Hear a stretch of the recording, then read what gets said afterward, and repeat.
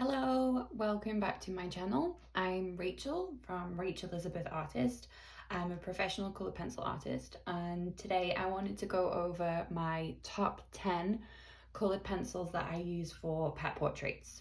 Now I do use a lot more than 10, but the ones that I'm going to show you are the ones that I use the most, and they're very versatile. They can be used for like a variety of different fur colors, so black or brown or white or gray or like a tan color or wheat, loads of different ones.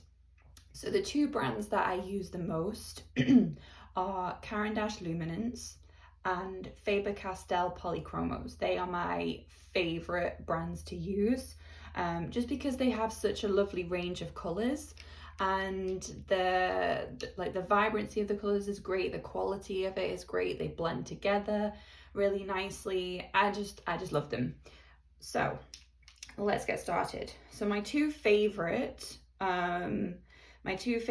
grays from the Polychromos range, they have a really great range of grays. So they go from cold grey 1 to cold grey 5, and a warm grey 1 to warm grey 5. And they also have like a Paynes grey and a dark sepia, which are two that I also use. So warm grey is more of like a yellowy kind of tone to it, it's warmer. And the cold grey is more of a bluish tone. So I don't know if I hold them up here, you can kind of see the difference. This one is a little more yellow, this one is a little more blue. So these two are my favorite because they can create a really great base layer and they blend the other colors together really nicely. So what I will often do is I'll layer these down as a base, and then I'll put some of the other colors over the top, and then I will use these to blend those colors together to get that really soft transition. They work beautifully for that. So warm grey 1 and cold grey 1 from the FaberCastell Polychromos range. So next up, again, most of these are going to be Faber-Castell Polychromos. So the next one up I have is Cinnamon. I love this color. It's a gorgeous kind of, it's slightly orangey, peachy, but it's more neutral. So what you will tend to find when you're drawing fur is you don't get like really vibrant colors. A lot of it is more neutral. So I love the cinnamon one because again, it goes great for brown. You can use it in white fur. You can use it for even in black fur where you get the highlights. Some of the highlights you might notice some like pinky tones or some orangey tones or some yellowy tones or like more purple and blue tones. It just depends on the fur, and it depends on the way that the light is hitting the fur. But again, this works beautifully.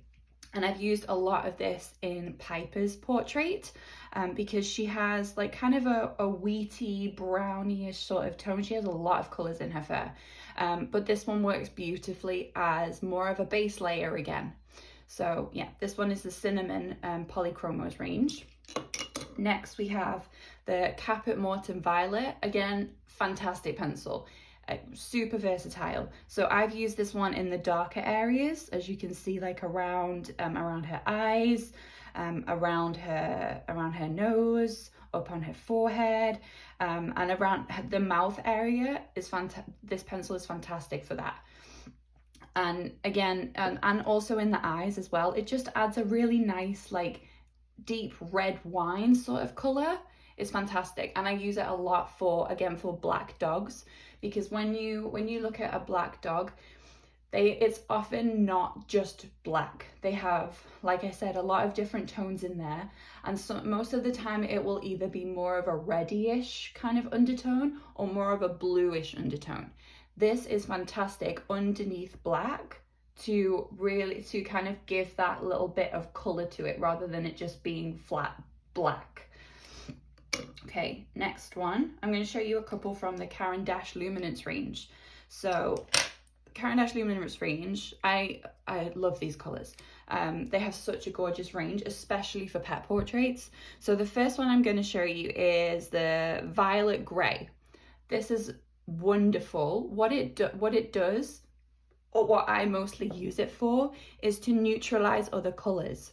So let's say I put down, sometimes I will use like a yellow ochre.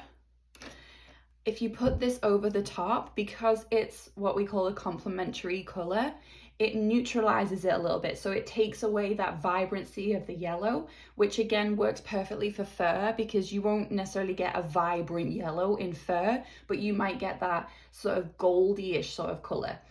This is amazing for that. I love it, and it's wonderful over the top of the cinnamon too. Again, it has the same effect, and I use it a lot. See, around these like darker patches here, and here and up here. It's wonderful. It just creates a little bit of a shadow and neutralizes the other colors. The next one is a Paynes gray. I use most of the time I use the FaberCastell Paynes gray, just because I prefer how it lays down on the paper.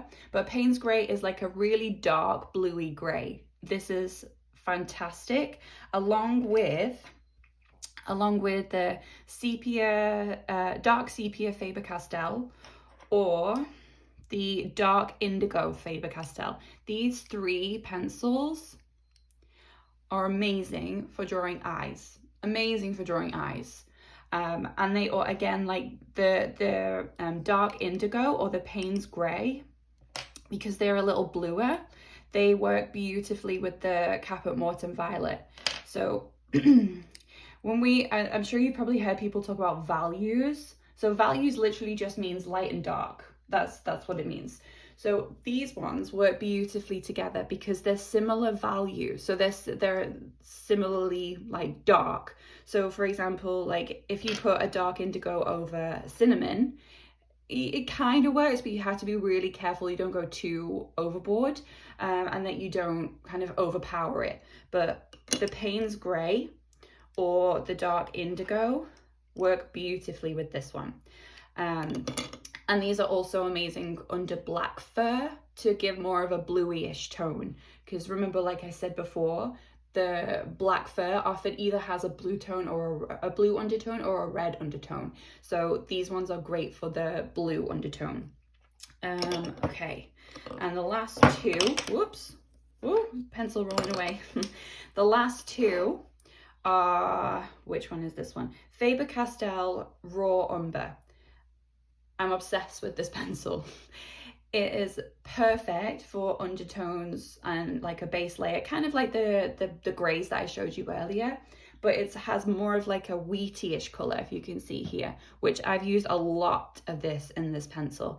It's in this portrait. It's a gorgeous, neutral, kind of creamy wheat color. It's fantastic. And one thing that I like to do, I like to layer my Caran Dache down before I do the FaberCastell. I think because they're different. One is oil. I think one is oil based and one is like wax based. I think I might be totally wrong with that, but what I find is the FaberCastell layers down a lot better over the Caran Dache rather than the other way around. So yeah, I use this one a lot, and it's also great for blending too. And then the last one is black. I don't use this a lot because I like to use more of the different colors to create shadows. It just looks better and it looks more realistic. And if you use black too much, it kind of looks a little, I guess, flat. But I will only use it over the top of other colors. I don't use it just on its own. So I've used it kind of around the nose area here. I've actually used it at the top of the tongue. So here, even though it looks black, it's a very, very deep purple color. The black just kind of accentuates the red tone of the Caput Mortuum. And I'll use it somewhere around the ears and around the eyes too. So obviously with a black dog, you're going to use the black one, but I only use it kind of as the last layer. I don't use it as one of the first layers. I use it as one of the last ones to go over the top of the other colors, because then the other colors kind of show through and it doesn't just look flat black. Okay, so they are my top 10. I will remind you again. So FaberCastell Black, FaberCastell Dark Indigo, Caput Mortuum Violet, Cinnamon, Sepia, dark sepia, warm grey one and cold grey one. And then the Caran Dache. I have Rawumber 10%, I have Paynes grey, and I have violet grey. Grey violet. Grey violet? Violet grey. Violet grey. Okay, so they are my top 10. As I said, I do use a lot of other colours, but if you have these in your collection or something very similar, you will be well on your way to be able to create realistic looking fur. So I hope that was helpful. I'm going to post a few more videos that go in depth on some of the commissions that I've recently done, and I will give you colour recipes. So essentially exactly what colours I have used to create these portraits. And hopefully it will take a little bit of the hard work out, because some of them have been very difficult for me to figure out which colours to use, and I've finally got there. So I would like to be able to share that with you, and you don't have to figure it out yourself. There's a recipe there for you if you are going to be drawing something similar to that in the future. Okay, so I hope you enjoyed the video. You can check out my art on Instagram or Facebook or Pinterest at Rach Elizabeth Artist. And thank you for watching.